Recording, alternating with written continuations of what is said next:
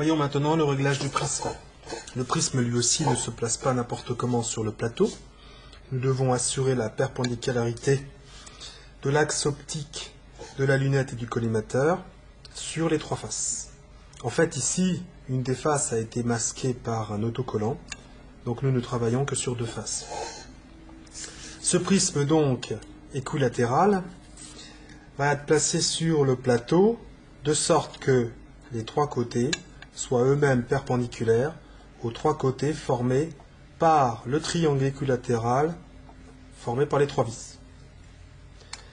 Alors, on peut le faire à l'œil nu, rapidement, mais une méthode plus rigoureuse consiste à matérialiser un côté du triangle formé par les vis à l'aide d'une règle ou d'une équerre et de matérialiser un côté du prisme à l'aide d'une autre équerre. Voici. On plaque un côté du prisme sur l'équerre et le tour est joué. Nous avons bien perpendicularité des faces du prisme avec le triangle formé par les trois vis. Maintenant, comment par une méthode optique réaliser la perpendicularité de l'axe optique lunette et collimateur avec les deux faces non masquées? On pointe une de ces deux faces par autocollimation et on doit superposer réticule-objet et réticule-image, c'est-à-dire l'image en retour sur la face du prisme qui joue alors le rôle de miroir. En fait, l'astuce est la suivante.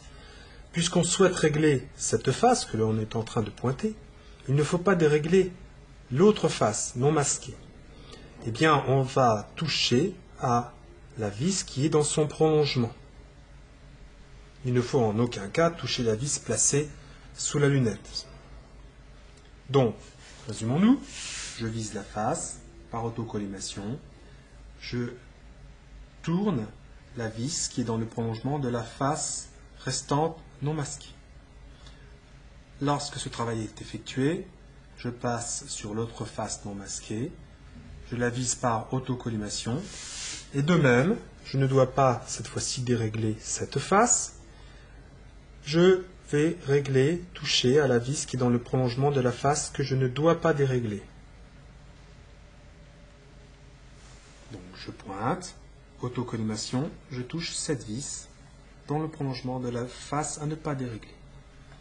À ce stade, je peux commencer les mesures sur le prisme, puisque j'ai bien réalisé l'autocollimation sur les deux faces, et j'ai ainsi vérifié la perpendicularité de l'axe optique de la lunette, mais aussi l'axe optique du collimateur, avec les trois faces.